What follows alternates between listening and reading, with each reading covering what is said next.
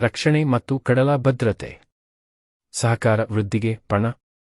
ರಕ್ಷಣೆ ಮತ್ತು ಕಡಲ ಭದ್ರತೆ, ಡಿಜಿಟಲ್ ಪಾವತಿ, ಬಾಹ್ಯಾಕಾಶ, ಆರೋಗ್ಯ, ಕೃಷಿ ಹಾಗೂ ಶಿಕ್ಷಣ ಕ್ಷೇತ್ರಗಳಲ್ಲಿ ಪರಸ್ಪರ ಸಹಕಾರವನ್ನು ವಿಸ್ತರಿಸುವುದಾಗಿ ಭಾರತ ಹಾಗೂ ಸೆಷೆಲ್ಸ್ ಘೋಷಿಸಿವೆ. 3 ದಿನಗಳ ಸೆಷೆಲ್ಸ್ ಪ್ರವಾಸದಲ್ಲಿರುವ ಪ್ರಧಾನಿ ನರೇಂದ್ರ ಮೋದಿ ಅವರು ಸೆಷೆಲ್ಸ್ ಅಧ್ಯಕ್ಷ ಪ್ಯಾಟ್ರಿಕ್ ಹರ್ಮಿನಿ ಜತೆ ಭಾನುವಾರ ಮಾತುಕತೆ ನಡೆಸಿದರು. ಈ ವೇಳೆ ಉಭಯ ರಾಷ್ಟ್ರಗಳು ಒಟ್ಟು 19 ಕ್ಷೇತ್ರಗಳಲ್ಲಿ ಪರಸ್ಪರ ಸಹಕಾರವನ್ನು ವಿಸ್ತರಿಸುವ ಮಹತ್ವದ ನಿರ್ಧಾರ ತೆಗೆದುಕೊಂಡವು.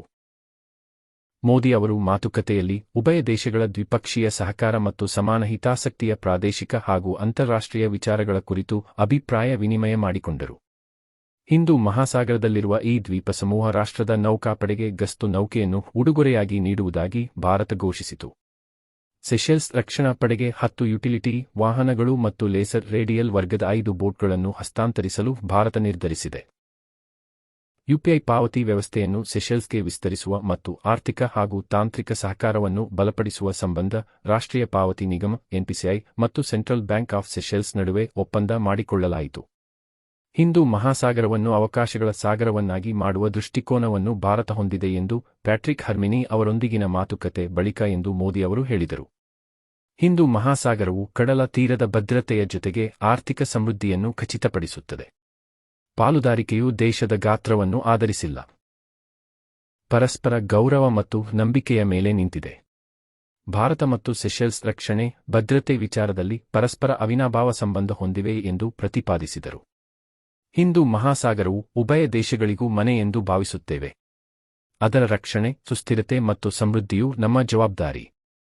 ಇದು ಭಾರತದ ಮಹಾಸಾಗರ ಎಂದು ಮೋದಿ ಹೇಳಿದರು. ಭಾರತ ऐसे हिंद महासागर की कल्पना करता है जहां समुद्री सुरक्षा के साथ आर्थिक समृद्धि भी बढ़े, जहां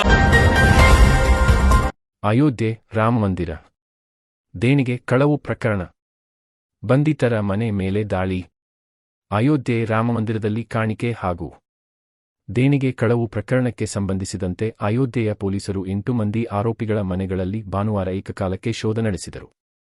ಆರೋಪಿಗಳಾದ ಲವಕುಶ್ ಮಿಶ್ರಾ, ಅವಿನಾಶ್ ಶುಕ್ಲಾ ಹಾಗೂ ರಾಮಶಂಕರ್ ಯಾದವ್ ಸೇರಿದಂತೆ ಇತರೆ ಆರೋಪಿಗಳ ಮನೆಗಳಲ್ಲಿ ಸ್ಥಳೀಯ ಮ್ಯಾಜಿಸ್ಟ್ರೇಟ್ಗಳ ಜೊತೆಗೂಡಿ ಶೋಧ ನಡೆಸಲಾಗಿದೆ ಎಂದು ಪೊಲೀಸ್ ಮೂಲಗಳು ತಿಳಿಸಿವೆ. 8 ಮಂದಿ ಆರೋಪಿಗಳನ್ನು ಜೂನ್ 29ರವರೆಗೆ ನ್ಯಾಯಾಂಗ ಬಂಧನಕ್ಕೆ ಒಪ್ಪಿಸಲಾಗಿತ್ತು. ಇದಾದ 2 ದಿನಗಳ ಅಂತರದಲ್ಲಿ ಈ ಶೋಧ ನಡೆದಿದೆ. ಆರೋಪಿಗಳಿಂದ ಇನ್ನಷ್ಟು ಮಾಹಿತಿ ಕಲೆಹಾಕಲು ಆರೋಪಿಗಳ ಕಸ್ಟಡಿ ಅವಧಿಯನ್ನು ವಿಸ್ತರಿಸಲು ಸೋಮವಾರ ನ್ಯಾಯಾಲಯದ ಮುಂದೆ ಮನವಿ ಮಾಡಲು ಪೊಲೀಸರು ನಿರ್ಧರಿಸಿದ್ದಾರೆ. ಅವಿನಾಶ್ ಶುಕ್ಲಾ, ಅನುಕಲ್ಪ್ ಮಿಶ್ರಾ, ಲವಕುಶ್ ಮಿಶ್ರಾ, ಮನೀಶ್ ಕುಮಾರ್ ಯಾದವ್, ಕರುಣೇಶ್ ಪಾಂಡೆ, ರಾಮಶಂಕರ್ ಮಿಶ್ರಾ, ಶುಭಾಂಶು ಶ್ರೀವಾತ್ಸವ ಹಾಗೂ ರಾಮಶಂಕರ್ ಯಾದವ್ ಬಂಧಿತರು. ಆರೋಪಿಗಳೆಲ್ಲರೂ ದೇವಾಲಯಕ್ಕೆ ಬರುತ್ತಿದ್ದ ದೇಣಿಗೆಯನ್ನು ಲೆಕ್ಕಹಾಕುವ ಹಾಗೂ ಆಭರಣಗಳ ಮೇಲ್ವಿಚಾರಣೆಯ ಹೊಣೆ ಹೊತ್ತವರಾಗಿದ್ದರು ಎಂದು ಅಧಿಕಾರಿಯೊಬ್ಬರು ತಿಳಿಸಿದ್ದಾರೆ. ಆರೋಪಿಗಳಿಂದ ಇದುವರೆಗೂ ವಿದೇಶಿ ಕರೆನ್ಸಿ ಸೇರಿದಂತೆ ₹80 ಲಕ್ಷ ನಗದು ವಶಪಡಿಸಿಕೊಳ್ಳಲಾಗಿದ್ದು, ಬಿಎನ್ಎಸ್ನ ವಿವಿಧ ಸೆಕ್ಷನ್ನ ಅಡಿಯಲ್ಲಿ ಪ್ರಕರಣ ದಾಖಲಿಸಲಾಗಿದೆ. ಪರೀಕ್ಷಾ ಅಕ್ರಮ ವಿರೋಧಿಸಿ ಸಿಜೆಪಿ ಹೋರಾಟ ಬೆಂಬಲಿಸಿ ವಾಂಗ್ಚುಕ್ ಉಪವಾಸ ಸತ್ಯಾಗ್ರಹ. ನೀಟ್ ಪ್ರಶ್ನೆ ಪತ್ರಿಕೆ ಸೋರಿಕೆ ಮತ್ತು ಸಿಬಿಎಸ್ಇ ಪರೀಕ್ಷಾ ಲೋಪ ಸೇರಿದಂತೆ ಕೇಂದ್ರ ಶಿಕ್ಷಣ ಸಚಿವಾಲಯ ನಡೆಸುವ ಪರೀಕ್ಷೆಗಳಲ್ಲಿ ಅಕ್ರಮ ವಿರೋಧಿಸಿ ಮತ್ತು ಸಚಿವ ಧರ್ಮೇಂದ್ರ ಪ್ರಧಾನ್ ರಾಜೀನಾಮೆಗೆ ಒತ್ತಾಯಿಸಿ ದೆಹಲಿಯ ಜಂತರ್ಮಂತರ್ನಲ್ಲಿ ನಡೆಯುತ್ತಿರುವ ಕಾಕ್ರೋಚ್ ಜನತಾ ಪಕ್ಷದ ಪ್ರತಿಭಟನೆಗೆ ಪರಿಸರ ಕಾರ್ಯಕರ್ತ ಸೋನಂ ವಾಂಗ್ಚುಕ್ ಕೈಜೋಡಿಸಿದ್ದು ಉಪವಾಸ ಸತ್ಯಾಗ್ರಹ ಆರಂಭಿಸಿದ್ದಾರೆ. ಸತ್ಯಾಗ್ರಹ ಆರಂಭಿಸುವುದಕ್ಕೂ ಮೊದಲು ಸಿಜೆಪಿ ಸ್ಥಾಪಕ ಅಭಿಜಿತ್ ದೀಪ್ಗೆ ಜೊತೆ ರಾಜ್ಘಾಟ್ಗೆ ತೆರಳಿ ರಾಷ್ಟ್ರಪಿತ ಮಹಾತ್ಮ ಗಾಂಧೀಜಿಯವರ ಸಮಾಧಿಗೆ ಗೌರವ ನಮನ ಸಲ್ಲಿಸಿದರು. ವಾಂಗ್ಚುಕ್ ಸತ್ಯಾಗ್ರಹ ಆರಂಭದ ಸಮಯದಲ್ಲಿ ನೂರಾರು ಯುವಕರು, ವಿದ್ಯಾರ್ಥಿಗಳು ಮತ್ತು ರೈತ ನಾಯಕರು ಉಪಸ್ಥಿತರಿದ್ದರು. ಕಳೆದ 40 ವರ್ಷಗಳಿಂದ ಶಿಕ್ಷಣ ನನ್ನ ಹೃದಯಕ್ಕೆ ಹತ್ತಿರವಾದ ವಿಷಯವಾಗಿದೆ. ಶಿಕ್ಷಣ ವ್ಯವಸ್ಥೆ ಬಗ್ಗೆ ಯುವಜನರು ಕಳವಳಗೊಂಡಿರುವಾಗ ಕೈಕಟ್ಟಿ ಕೂರುವುದು ಬೇಡವೆಂದು ಪ್ರತಿಭಟನೆಗೆ ಕೈಜೋಡಿಸಿದೆ ಎಂದಿದ್ದಾರೆ. ಈ ಸತ್ಯಾಗ್ರಹಕ್ಕೆ ಯಾರೂ ನನ್ನ ಮೇಲೆ ಒತ್ತಡ ಹಾಕಿಲ್ಲ. ಸಂತೋಷದಿಂದ ಈ ಹೋರಾಟ ನಡೆಸುತ್ತಿದ್ದೇನೆ. ಲಡಾಖ್ಗೆ ಸ್ಥಾನಮಾನ ಮತ್ತು ಶಿಕ್ಷಣದ ಉಳಿವು 2 ವಿಷಯಗಳಿಗಾಗಿ ನಾನು ಉಪವಾಸ ಮಾಡುತ್ತಿದ್ದೇನೆ ಎಂದಿದ್ದಾರೆ. ನಾನು ಎಂಜಿನಿಯರಿಂಗ್ ಓದಿದ್ದೇನೆ. ಆದರೆ ಕೆಲಸಕ್ಕೆ ಹೋಗಲಿಲ್ಲ. ಶಿಕ್ಷಣವು ಎಲ್ಲ ಪೀಳಿಗೆಗೆ ಅತ್ಯಂತ ಪ್ರಮುಖ ಎಂಬುದನ್ನು ನಾನು ಅರಿತಿದ್ದೇನೆ. ಅಂತಹ ಶಿಕ್ಷಣ ವ್ಯವಸ್ಥೆಯ ಸಮಸ್ಯೆಗಳ ಬಗ್ಗೆ ಯುವಕರು ಧ್ವನಿ ಎತ್ತುತ್ತಿರುವಾಗ ನಾನು ಸುಮ್ಮನೆ ಕೂರಲು ಹೇಗೆ ಸಾಧ್ಯ? ಹಾಗಾಗಿಯೇ ಅವರ ಬೆಂಬಲಕ್ಕೆ ಬಂದೆ ಎಂದಿದ್ದಾರೆ. ಶಿಕ್ಷಣವನ್ನು ಮಕ್ಕಳ ಭವಿಷ್ಯ ರೂಪಿಸಲು ಮತ್ತು ದೇಶ ಮುನ್ನಡೆಸುವ ಶಕ್ತಿಯಾಗಿ ಬಳಸಬೇಕು ಎಂದಿದ್ದಾರೆ. ಲಡಾಖ್ನಲ್ಲಿ ತಮ್ಮ ಹೋರಾಟದ ಬಗ್ಗೆ ಮಾತನಾಡಿದ ಅವರು, ಹಿಮಾಲಯವನ್ನು ರಕ್ಷಿಸುವುದು ಎಲ್ಲರ ಜವಾಬ್ದಾರಿ. ಅಲ್ಲಿಂದ ಹರಿದುಬರುವ ನೀರಿನ ಮೇಲೆ ಶತಕೋಟಿ ಮಂದಿ ಅವಲಂಬಿತರಾಗಿದ್ದಾರೆ. ಸರ್ಕಾರ ಕೊಂಚ ಸೂಕ್ಷ್ಮತೆ ಪ್ರದರ್ಶಿಸಬೇಕಿದೆ ಎಂದಿದ್ದಾರೆ. ಅಮಲು ಪದಾರ್ಥ ಬೆರೆಸಿದರೆ ಗುಟ್ಕಾ ನಿಷೇಧ ಡಿಕೆ ಶಿವಕುಮಾರ್. ಕಿಂಚಿತ್ ಅಮಲು ಪದಾರ್ಥ ಬೆರಕೆ ಮಾಡಿದರೂ ಕರ್ನಾಟಕದಲ್ಲಿ ಎಲ್ಲ ರೀತಿಯ ಪಾನ್ ಮಸಾಲ, ಗುಟ್ಕಾ ಮಾರಾಟವನ್ನು ನಿಷೇಧ ಮಾಡಲಾಗುವುದು ಎಂದು ಮುಖ್ಯಮಂತ್ರಿ ಡಿಕೆ ಶಿವಕುಮಾರ್ ಎಚ್ಚರಿಕೆ ನೀಡಿದರು.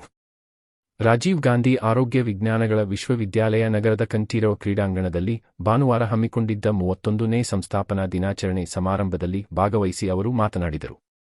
ಪಾನ್ ಮಸಾಲ, ಗುಟ್ಕಾದಲ್ಲಿ ಅಲ್ಪ ಪ್ರಮಾಣದಲ್ಲಿ ಅಮಲು ಪದಾರ್ಥ ಸೇರಿಸುತ್ತಿರುವ ಬಗ್ಗೆ ಮಾಹಿತಿಯಿದೆ.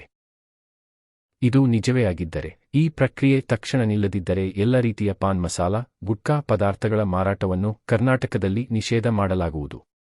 ಮಾದಕ ದ್ರವ್ಯ ಮುಕ್ತ ಕರ್ನಾಟಕ ರೂಪಿಸುವುದು ನಮ್ಮ ಗುರಿಯಾಗಿದೆ ಎಂದರು.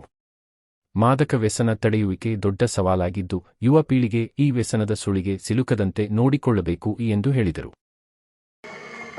ಎಲ್ಲರೂ ಕೂಡ ಪಾನ್ ಮಸಾಲ, ಗುಟ್ಕಾದಲ್ಲಿ ಸ್ವಲ್ಪ ನಶೆ ಕೂಡ ಬರ್ತಾ ಇದೆ ಅಂತೇಳಿ ನನಗೆ ಮಾಹಿತಿ ಇದೆ.